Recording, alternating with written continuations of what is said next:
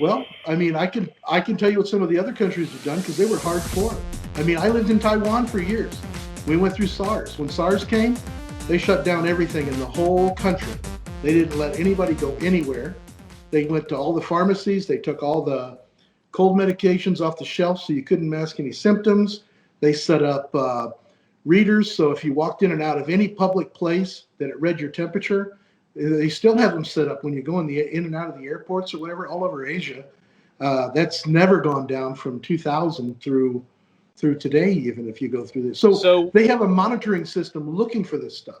Even right, China doesn't have as bad a deal as we've got. Come on, that's so where it originated.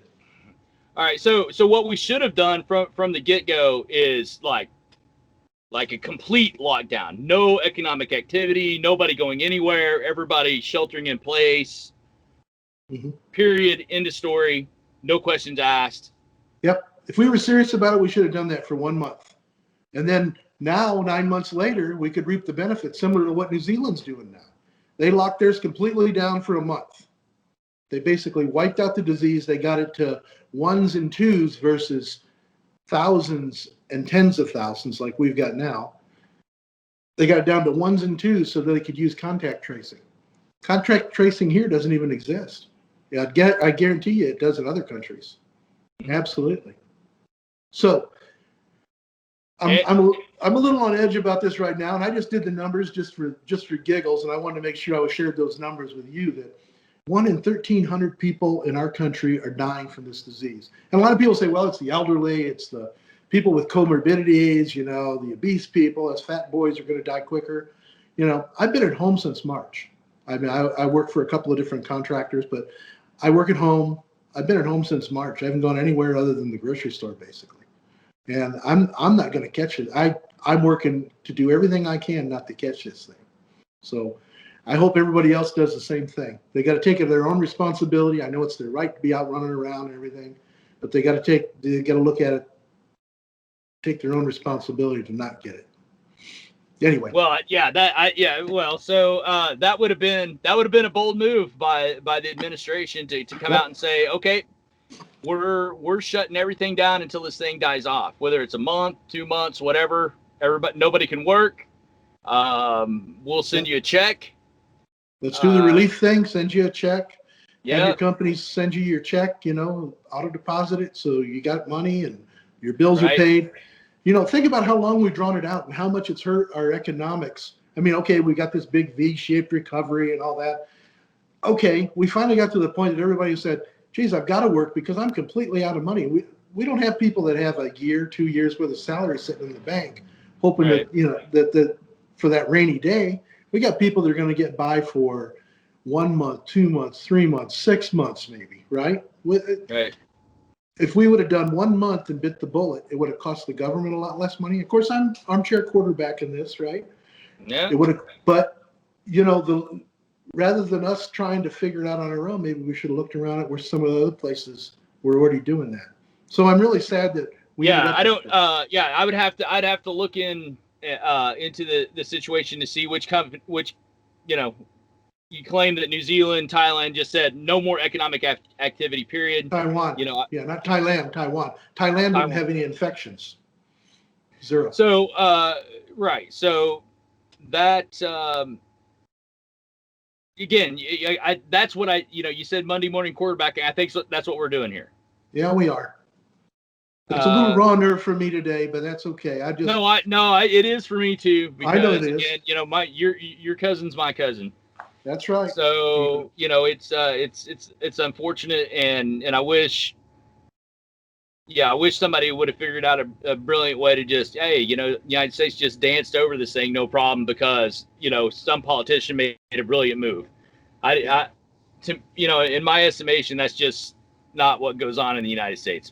Politicians don't make brilliant moves like that. I don't care what side of the aisle they stand on.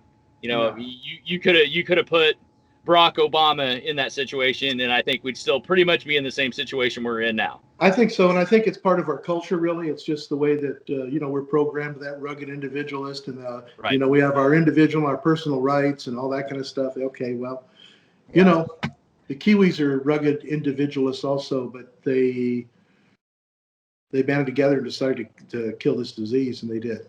So Yeah, I well, was really surprised on Fox the other day. One of the commentators had thrown New Zealand in with Sweden, like, well, look, they're both doing well. Well, Sweden's not doing any better than any place else, including us. But the Kiwis are doing much better, but they did something completely different than what we did or Sweden did. But anyway. right. Well, so yeah, we'll see what shakes loose. I mean, we got, again, God be praised, we have a vaccine, so I think that's going to be helpful. And we're maybe looking at, worst case scenario of struggle, early March type of situation. I do feel like, obviously the administration's incentive for whatever company that comes up with a vaccine, they're going to make major bank off of it. Great. That's for them. that's part of the free market system and how all that works. But again, 2 years ago, they didn't know they were going to need to make a vaccine. There was no right. need for that vaccine.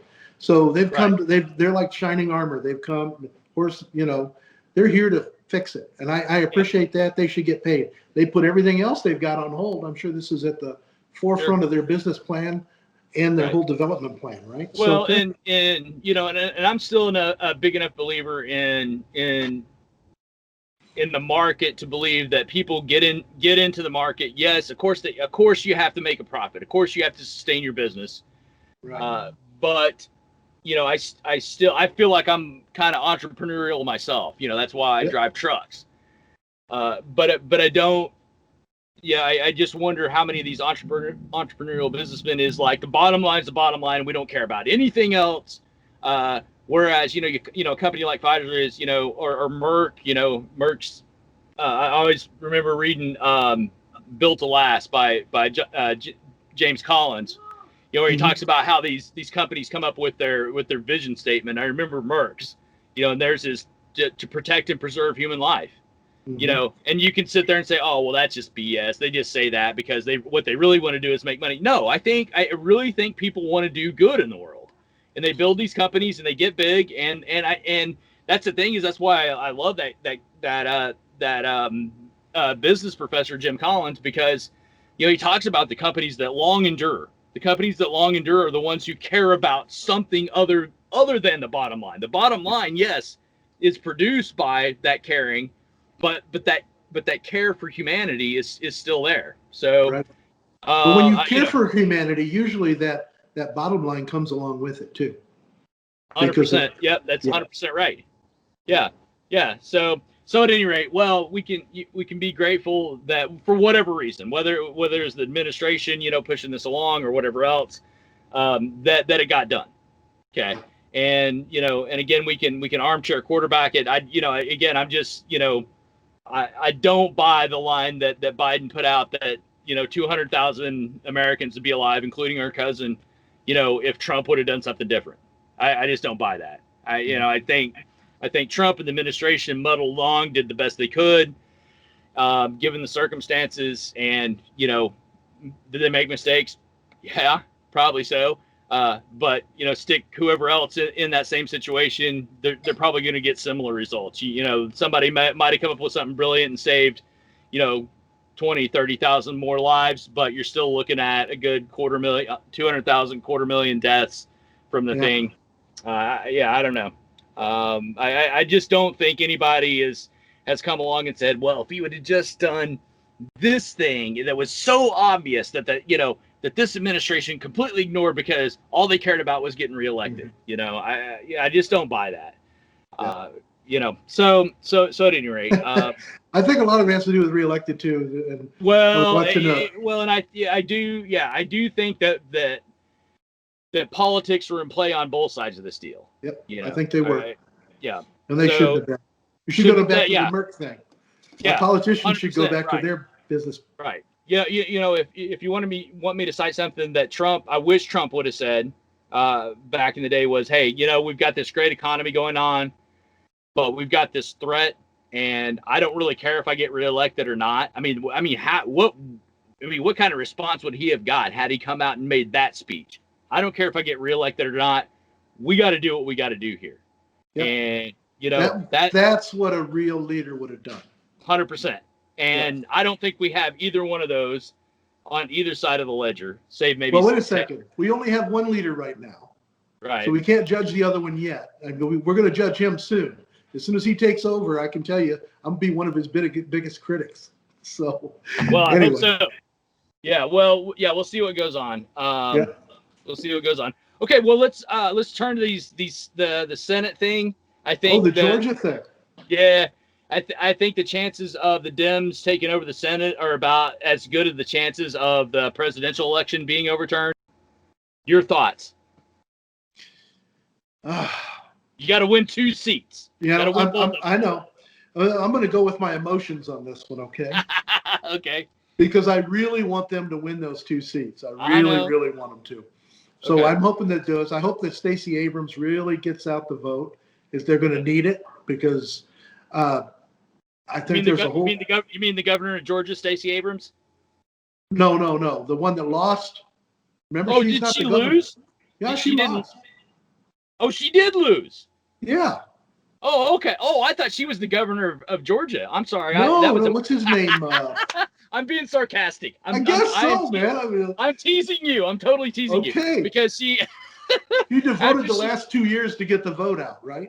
Right. And it's funny. Trump's tweet this morning. What did he come up with? He says, "Oh, this consent decree between Stacey Abrams and the governor Kemp, right, is just wrong, and that's why they can't verify the signatures and all this." I don't know. You got to check your Twitter anyway. Okay. Anyway. But the problem is that I don't understand why the governor. First of all, a consent decree is basically you're agreeing to move forward without calling fault on each other, right? I don't know why Stacey Abrams, as a citizen, she's obviously belonging to the Democratic Party. I don't know how her as a citizen would write that with a sitting governor. It doesn't make any sense to me. Yeah. But anyway, they're saying they're having a hard time with the recount because of this consent decree. And I tried looking it up. I couldn't even find that there's so many consent decrees. I didn't realize our government did so many consent decrees. It's like everything that they disagree on, they just do a consent decree and they say, okay, let's move on. It's not your fault. It's not my fault. Let's keep moving forward. But maybe that's a good thing. Yeah. Well, so right. So the thing. So we're looking at. I mean, in all likelihood, again, I would put the odds of both Georgia Senate seats going to the Dems, on par with the presidential election being overturned. I just don't think it's going to happen. It's very I think unlikely. It's going to be closer. I think it's going to be closer than It'll be closer, but I think at the end of the day, if the Dems are lucky, they might get 1 out of 2. Yeah. They might get 1 out of 2.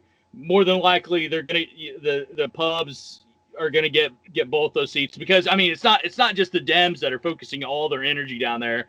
So are the pubs. So you're gonna have a lot of energy down there, and at the end of the day, okay, so Georgia goes to Biden, surprisingly, in the presidential election, but at the end of the day, I still think Georgia is a red state, and I think you're it's gonna a red state. Yeah, I agree. I think it's a red state, but I'm really got my fingers crossed that they're going to get out that blue vote and they're gonna get rid of Purdue and Loeffler. Yeah, well, both of them are pretty young at being senators anyway. I mean, Loeffler's only been in there for months versus years. Yeah. By the way, did you know that she's the richest senator of all the senators? Oh yeah. No, I got my bones with both those senators. I mean, they got problems. Oh yeah, they're rich people. Yeah. But so the situation looks like. So let's discuss this. So more than likely, you're still looking at a +1 Dem turn. So they turned 1 seat, the seat in Colorado. Right. And that's about all they got. Which again, you heard my predictions going in. I thought the Dems were going to turn 8 seats minimum. I thought so too. And I thought they were going to turn a big seat like a Lindsey Graham or a John Cornyn. I was very skeptical about a Mitch McConnell turn, but I thought a Lindsey Graham, maybe not so much. But I thought a John Cornyn was very possible. Yeah. Susan Collins, I thought she'd go too. Yeah, that was crazy, huh? That was crazy. Yeah, I don't. Yeah, and again, I don't know. I don't know how they're going to start pulling this stuff, because I think you made a good point last time we talked. These pollsters are so thrown off by this Trump effect. Right. They don't know how to poll anymore. Mm-hmm. They don't know what to do. They don't know who to talk to. They don't know the questions to ask. Blah blah blah. The one group, again, I think they're partisan, but Trafalgar was, again, they got it right on the money in 16, and they came pretty damn close this time. I haven't heard of those. Yeah, the Trafalgar group, because they figured out a way to kind of flush out these quote shy Trump voters. Oh, okay. Okay. Because here's the thing is so this is anecdotal, but I think it proves a larger point that's kind of going on in the culture. Is I've got a buddy that I go to church with, who wouldn't ever dare on social media or anything public state that he was a Christian, or B, a Republican, or C, a Trump supporter, because he would be out of a job. He works in the tech industry. Yeah. And they've made no bones about that. They've made it very clear to their people, you won't go here, or you won't have a job here. So you've got a lot of people very, some random person calls me up on the phone and my job's on the line. You think I'm going to reveal to them what I really think, when if it comes out to my company that this is what I think, I'm going to get fired? No, I'll take a pass. So you got to figure out how to ferret those folks out. And it seems like this Trafalgar group has figured out how to ferret that sort of thing out and come up with some stuff. So anyway, but the point being, the Maine Senate race was huge surprise. I was shocked by that, and she won by a hefty margin. Right. Up there, yeah. And so she was at 60% or something like that. Yeah, she killed up there. So and again, I'm going, and that's what's crazy is that is that you got to believe that a good chunk of people, given the presidential results, went out and voted Biden and then voted Republican down ticket. They had to. What the heck? Yeah, I mean that is. Well, I've got a friend here that he's like you. He's a Republican conservative, absolutely, yeah. And I'll guarantee you that's what he did, because he voted for Trump in 16, but he's an anti-Trumper now. Because he just won't put up with all of the show. Yeah. He doesn't want any. He wants just get on with your work and get your job done. Right? Yeah, 100%. And I'm sure he voted that way. Yeah. So that was a big surprise to me for sure. So at any rate, it looks like the Dems are going to pick up one seat. So tell me about what do you think is going to happen over the next between now and say the midterms and 2024. With a Republican-controlled Senate. A Biden-Harris administration, and what turns out to be a very slim majority in the House now. I mean, good grief! You want to talk about a shock of shocks? Right. The Pubs picked up all this. Yeah, huge surprise. Pubs picked up all those seats in the House. What is going on? So, I mean, what do you think is going to happen, if anything? I mean, what's your? So. I'm still pulling the funny thing is, let's say we're at 50-46 right now. There's two independents. I always caucus with the Democrats. It gives us 48. Right. Let's say even if we win the two seats, that doesn't displace Mitch McConnell. He's still going to be the guy in charge, right? Because he's got 50 and the Dems only got 48. So he's still going to be that guy in charge. So he's still going to control what comes to the floor no matter what. Yeah, but here's the thing. It's 50-49 right now with the two senators that caucus so you got 47 straight Democrats. You've got Bernie, and what's the other independent? I can't remember. No, we've only got 46 straight Democrats, and we've got two independents, Bernie and the other guy. That gives us 48. We'd have to pick up both Georgia seats so we could tie it 50-50. I'm not. You might want to double check that, because last time I saw it's 50-49 with the two independents caucusing. 50-49. So if you picked up both Georgia seats, you'd have the majority. No, that's not what I saw this morning on the. Because there's only 100 senators. Yeah. So if it's 50-49, and you pick up two more. 51. I'm sorry, 51-49. No, they've only got 50. It's 50-46 right now, plus the 2 independents gives us 50-48. If we pick up the 2, it'd be a tie. So Kamala could break ties if we had to. Okay. Assuming I that thought- the independents would vote with the Dems. But it doesn't. But what my concern was is that no matter which way it goes right now, there's no way we can get Mitch McConnell out of his seat as long as the Republicans want him there. And he's the one that controls what comes to the Senate floor. So okay, right. Now that's true, but I don't think you're right about the numbers. I think what we're sitting at right now, with the 2 outstanding Georgia seats, is it?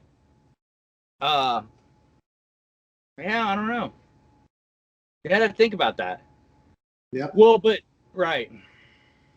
So anyway, what I'm anyway, getting at is my point is that going forward, no matter what happens with the Georgia seats, whether they're both go to Republican and they got 52 to our 46 and the 2 independents, or whether it's 1 and 1 and it's 51-47, whatever those makeups are, as long as the Republicans are still the majority, they still get to have the leadership inside the Senate. So McConnell will not lose his place unless his own people replace him, right? Which I don't think that's going to happen. That's like no way they would do that because he's their flag bearer. But here's what you're not thinking about is the 2 independents that caucus with the Democrats are going to vote to have Schumer be the majority leader. That's what you're missing. But you won't have enough. You will. Still won't have enough. You would if you won both. I got you. If it was a 50-50, if we picked up both the Georgia seats, you're right. Picked up both the Georgia seats, 100%. You would have Schumer would be, and I'm still not sure we got the numbers quite right, but it doesn't matter. If you picked up both the Georgia seats for sure, you would have, that's the deal. If you pick up both the Georgia seats, now Schumer's going to be majority leader, no question. I think it'd still be a 50-50. If we pick up both the Georgia seats, it's going to be a 50-50 tie because the independents go with the Democrats. Right. And Kamala's going to have to come in and break the tie. Right. So Schumer becomes the leader of the Senate. Yeah. Right. And unless Kamala does a really surprise move and votes for McConnell. No. I'm sure that won't happen. It's not going to happen. Going forward, I think we're stuck. I want to see both those seats come in and have that move. But that's like you said, it's probably as easy as turning over the Trump election. Because it's such a finite path where it has to go, right? We have to win both seats, then we have to do all the voting and everything else. That's everything's just got to be right to make that happen. But there is a path for it, but it's going to be hard to do that. Yeah. But the other path is that we end up with McConnell as no matter what, Republicans have majority. McConnell still holds his seat, right? And then just like we talked about last week is. Biden's got to go and say hi to McConnell, go buy him a beer. They got to sit down and they got to decide if the country's going to move forward or if they're going to be stagnant. That's all there is to it. Yeah. Well, I think I do see a very that would be my hope. Again, we talked about this last time that we would see a decalcifying of the kind of deadlock that we've seen over the past however long, where a guy like McConnell and a guy like Biden would get together and say, okay, let's try to melt the ice a little bit here. That would be nice because, it is astonishing how, there's hardly an important vote that goes down that just doesn't go straight party line. Straight up and down. Party line now. Everything's party line now. Right. And if anybody gives a little bit, it might be a couple of pubs, like Murkowski or whatever. Yeah, or Susan Collins. Yeah. So you might see the pubs give in a little bit here and there, but you never see the Dems give in to anything. Yeah, we're the minority now, right? They're the minority. Right. So and I just wonder again, you start talking about the Trump effect, it's like, okay, we don't want to give Trump a win. We don't want to give the Republican administration a win at all. But it might be a situation where, hey, you know what? It's going to be okay if we give a Democrat administration a win here or there, make them look like blah, blah, blah. But at the same time, let's all try to, maybe do something together here that's significant, that's bipartisan. Right. I don't know what that might be. Again, I think there's a lot of places where we could come down and get together on immigration stuff if we're serious about it. Because the pubs are very, very concerned about border security. The Dems are very, very concerned about streamers and undocumented I mean, that to me, I'd make that deal in a heartbeat. If you're, but that's the problem is with immigration, with say an issue like immigration, is that it's always been talked about in the sense of, okay, give us border security and we'll give you whatever on Dreamers or, this path to citizenship or that sort of thing. And what never seems to materialize is the border security. That's where the pubs have felt like they've gotten burned over the years, starting with Reagan, because that was the deal. Hey, we're gonna give amnesty to these folks, but we want the border secured, and that just never materialized. I don't understand what you mean. I mean, obviously Trump come up with his big wall thing. It was nothing but a catchphrase, really. But anyway, he came up with the wall as being the border security, but really the wall. There's lots of security at the border, and it's not really about the border security because most people that end up illegally in the United States don't come across the border. They come in airplanes, and they go through borders at every one of our international airports, and they overstay their welcome. They come here legally, they overstay, then get jobs or whatever they do. Well, and they come from all over the world. Right, and so this is one thing I'm not a gigantic expert on, but if that's the problem, is people coming and overstaying their visas? Okay, now we need to talk. We need to talk about, okay, we need better airport security. We need more crackdowns on those who have overstayed their visas. Yeah. That sort of thing. But now you're starting to talk about stuff that's kind of scary because you've got somebody. So say the Dems and the pubs make a deal and they say, okay, look, here's the deal. We're gonna make the Dreamers citizens straight away. Boom, done deal. It's over. Dreamers are citizens. Well, a path. Or you're talking about people who were brought here when they were children. Yeah. Right. Yep. I mean, for one thing, let's all get very real about this. Those people are not going to be deported. They're not going to be deported. But they have if they commit a crime, yeah. Okay. But the U.S. government is not going to initiate any kind of not going to start any kind of initiative to start saying, okay, all the people that were brought here as children, let's round them up and send them back to wherever they belong. You're just not going to see that sort of thing in mass. All right, you might see the thing here and there, but you're just not going to see that. However, the point being, I think everybody's very sympathetic to that idea to say, okay, these are children brought here. Done. Yeah, get it done. Get it done. Stop arguing. I told you that last week. That's an easy win for either party. Right. It's an easy win. Well, but at the same time, I think that if you're going to be responsible with immigration, you've got to be able to say, okay, we're going to do this time. This is the exact dilemma the Reagan situation ran into. Okay, let's do this and let's not let it happen again. That's what the pubs are afraid of, to be honest with you. Guy like Ted Cruz, that's what he's afraid of. If you say, okay, we're going to do this time, but we're never going to let it happen again. Okay, you better give me you better give me a very damn convincing argument that this can't happen again. And we better work very tightly and closely together as to how we are going to prevent it from happening again.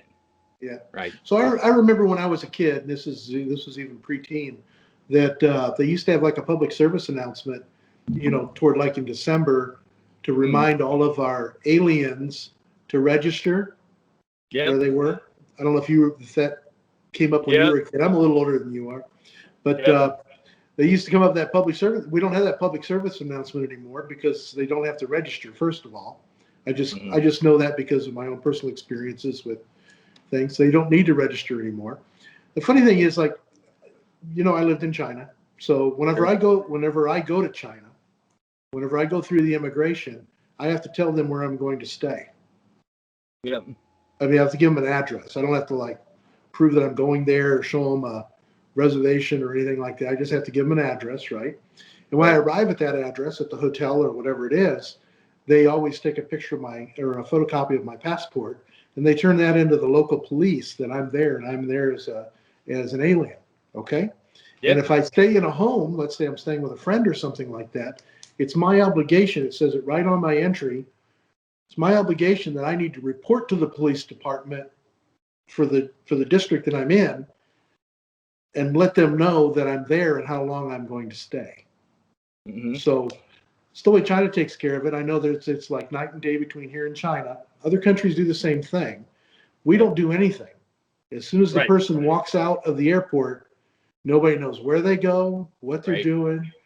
Right. I know business owners here in the United States that are illegal aliens, and they own their own businesses here and operate their businesses. And the reason they do that is because they can't work because they can't have work visas, but they can own a business and they can operate the business, right? Keep everything under the table. Yeah. They don't even, no, it's not even under the table because they have bank accounts, they do loans, they do the whole thing. They do a business. They actually have real legit businesses and they own them. Okay. Mm-hmm. But I know that they don't have green cards. They're not citizens.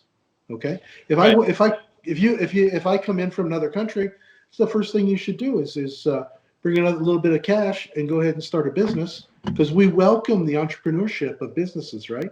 There's a lot of businesses out there. People don't even realize it. Could be your 7-Eleven, could be the dry cleaners, could be the contractor that's building houses out here. There's lots of people that plumbers. There's all kinds of people. There's no proof of citizenship required for the owner of the business. Yeah. So what you're proposing is, just a more granular and comprehensive crackdown on those coming into our country. If you really want to do border security, that's border security.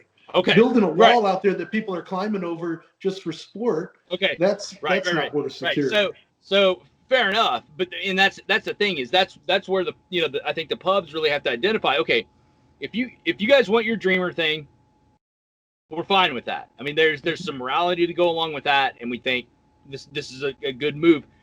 But here's the measures we're going to put into place from henceforth to prevent this from happening again. So in 30 years, we're not having the same discussion about about children who were brought in here illegally. Now we have to do the whole thing over again. Right. So that would be fine, for us to have a more, stringent, granular type of tracking system where somebody comes into the country, where they're going, the address they're at, if they've gone someplace else, the police know where they're at, and if they overstay their visa, the police go get them and they get deported. Right. Well, there's some traceability at least, right? Right. And that's what they do in other countries, right? Right. You would make that deal, right? Mm-hmm. As a Dem, you would say, yeah, okay. So that's the problem with the two sides is the Dem. I don't think the Dems are ready to make that kind of deal because you're talking about some. I don't think they're ready to make that kind of deal. There's nothing in the Democratic platform that says we want to swing the doors or the gates of the border open and let everybody in the world come here. They want to have reasonable immigration, right? So first of all, you have to have control. I agree with you. And second, you have to have paths for people, either through working visas that come over here to work, either high-skilled jobs, low-skilled jobs, however you want to do that. I mean, there's room for both, right? And then if somebody wants to actually be a citizen, there has to be paths to those and not these archaic quota systems that were developed back in the 20th century that don't match what's going on in the world today. Yeah, well, here's so you want to give me the Garnett immigration policy? Okay. I say we seize all immigration, period, end of story, for 10 years. That's it. Wow. Yeah. That's harsh. That is harsh. I'd say seize it all because in all honesty, really don't need anybody coming in. We don't. Really? Nope. Don't think so. We seize it. We give blanket and then on the other side of it, we give blanket amnesty to all. We create a quote path to citizenship for everybody else. Mm-hmm. Okay, stop deep. Not criminal deportations. We continue. Biden's talked about this in a sense. Is he's going to stop deportations, but okay, I get the idea. Let's stop deportations. We've got to continue criminal deportations, which might get messy. Sure. But at the same time, I think if we just say, okay, nobody coming into the nobody immigrating to the United States for citizenship for 10 years. I mean, we've done that before. Well, what about like schools and things like that? You're gonna keep the foreign students from coming over too? Yeah, I'd say so. Yeah, I'd say for a while. Yeah, I'd say let's put a moratorium on it, and let's straighten this out. I mean, I think that's kind of the drastic measures it's going to take. I don't think you're going to solve this by taking, little piecemeal here and there. Okay, well, but let's do this, and then we got this kind of security. I think we can talk about those things. I wouldn't be against that. I'm going to talk on both ends. I'm going to I listened to it. That's cool. I'm going to talk on both ends. I'm going to talk on the low end. Right. First of all, who's going to pick your apples? That's be the first problem. And second, on the high end, I don't know if you've been to the hospital recently, but there's a lot of folks that aren't from the United States working in the medical industry and also the high-tech industry, especially in Silicon Valley or whatever, or even Austin, all the different places that have these high-tech centers have got lots of immigrants working in those areas, whether some of them are straight out of school, there may be on an H-1B, there could be on a green card, there could be on all those things, but you're going to stop that flow for 10 years. Mm-hmm. Who's going to fill that gap? Well, somebody will. Who? I mean, if you think about it, an American kid coming out of high school has more opportunity to fill any one of those gaps than a foreign student coming over here. Why do we even need the foreign students now? Why are they able to come over here and fill those gaps now? I don't think we need it. I just think our immigration policy is generous enough to allow it. Our immigration policy is not generous. Not at all. Compared to who? I'm not comparing. We can't compare. You've told me this so many times. We can't compare the United States to anything. I'm just telling you it's difficult. Yeah, but you have to. But if you're gonna use a quantifying term like we're not generous when it comes to our immigration policy, what are you comparing that to? Well, I think we both use the same term. You said it was very generous. I said it's not so generous. We're kind of on an even playing field. We just disagree. So what I'm saying is that if you shut off all of that, what makes you think that Americans are going to step up and take those jobs on low end and high end? Well, I think if the demand is there, that might be an issue. In other words, if instead of hiring I'm not sure how all the details. Take one side at a time. Take the low end first. Who's picking your apples? Somebody that you're at least willing to pay minimum wage to. Yeah.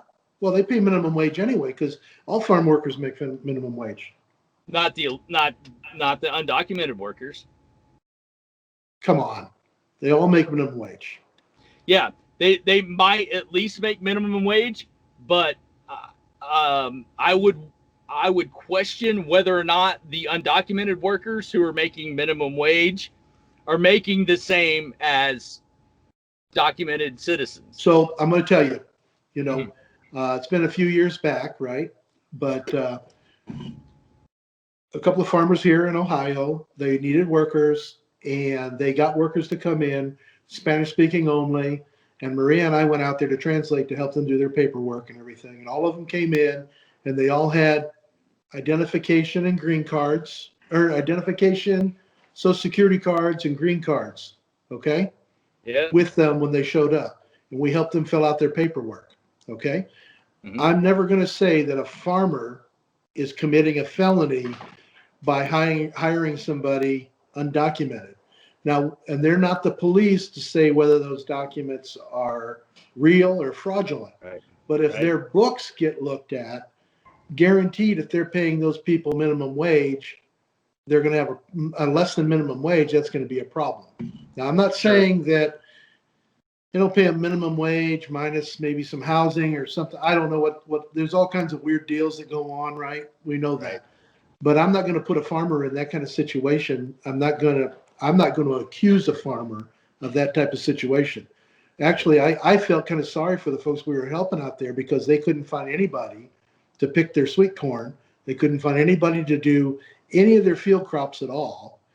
And they tried using high school kids. They tried using, young adults. They tried, people that come out of jail. They tried all kinds of programs, and they ended up, and they still use a very similar group of probably 30 or 40 guys that come up from down south every year and work for them. And that farmer is not the document police, but I can guarantee you they've got a copy of every one of those documents and all their W-9s or whatever it is, all the paperwork filled out, and they pay them actually more than minimum wage, because if they only paid a minimum wage, they'd be off someplace else, because there's all kinds of opportunity, whether you're legal or illegal.